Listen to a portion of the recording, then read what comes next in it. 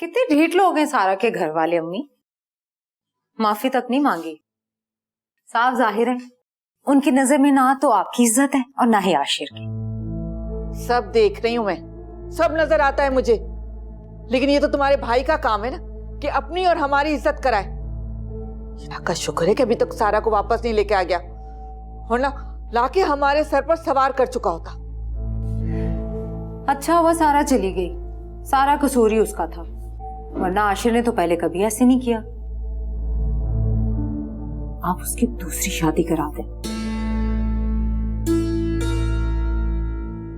दूसरी बीवी आएगी, अच्छी होगी तो सारा को 1-2 दिन में भूल जाएगा। मैंने तो पहले भी कहा था उसकी जिंदगी बर्बाद होने से बचा ले। अच्छा इस बात को तो रहने दो, सारा को वो भूलने वाला नहीं। तुम जानती हो वो इतनी मोहब्बत करता है उसके साथ।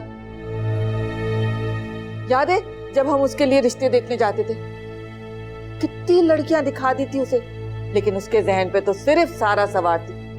क्या कुछ लोग देने के लिए तैयार थे, बैंक बैलेंस, बंगले, जायदादें, सब कुछ इस सारा की वजह से छोड़ दिया इस लड़के ने। मिल जाएंगे रिश्ते अम्मी, आशिर को कमी है रिश्तों की भला। बस आप सारा के घर दोबारा ना जाने देना आशिर को। मैं रिश्ते वाली से बात करती हूँ।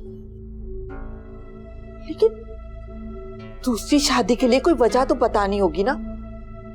माकूल वजह है मेरे पास।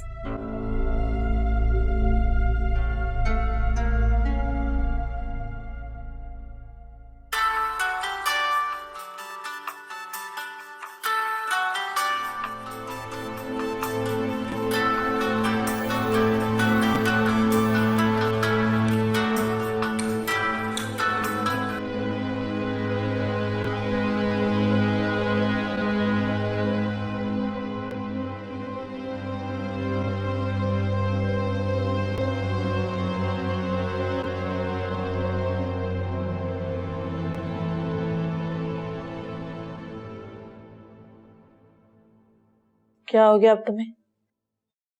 अब आशिर भाई अपना फोन भूल गए थे। मुझे दो, जाओ तुम महविश के लिए अच्छी सी चाय बना के लाओ। जी। लड़का बिना अपनी कोई चीज संभाल के नहीं रखता। अम्मी आशिर और सारा की शादी को तो कई महीने हो गए ना, तो कोई खुशखबरी ही नहीं आई। सारा मुझे तो लगता है कि शायद औलाद ही नहीं पैदा कर सकती।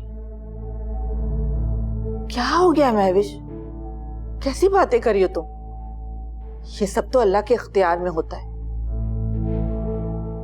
औलाद देना या ना देना, अब तुम्हारी शादी को भी तो इतना अरसा हो गया, तुम्हारे यहाँ भी तो औलाद नहीं भी, तो फिर? अम्मी मेरी बात दूसरी है। फाते नहीं चाहते कि औलाद हो। आपको कितनी दफा बताया मैंने।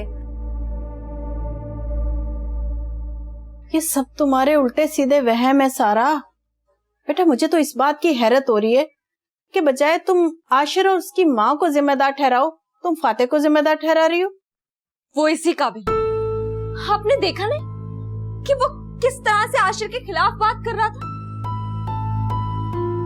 उसे क्या हक है कि वो मेरे शौहर के बारे में इस तरह की कोई भी बात करे?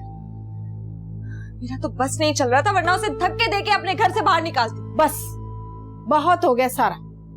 वो तुमसे हमदर्दी कर रहा था और तुम उसके बारे में ये सब कह रही हो।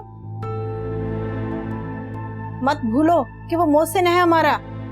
अगर वो उस रात ना होता तो पता नहीं माने के साथ क्या हो जाता। डिप्रेशन की वजह से ना तुम्हारी सोच भी नेगेटिव हो गई है। देखो बेटा, वो तुम्हारी नंद का शौहर है और ये रिश्ता बहुत नाजुक होता है, और अगर उसमें कोई बुराई होती तो सबसे पहले तुम्हारे बाबा को नजर आती।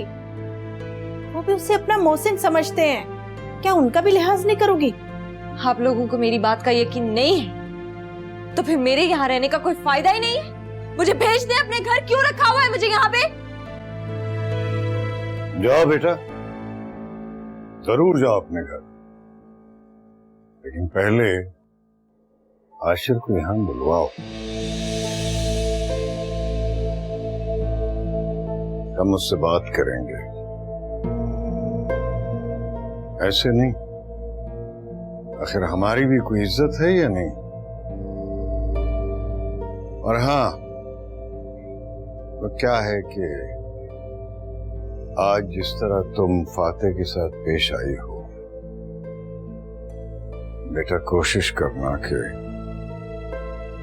आइंदा ऐसा ना हो।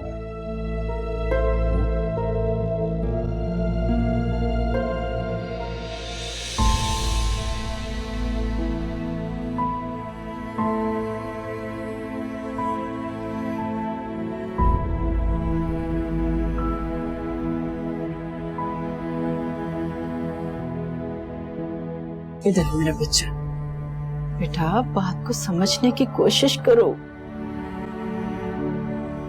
बस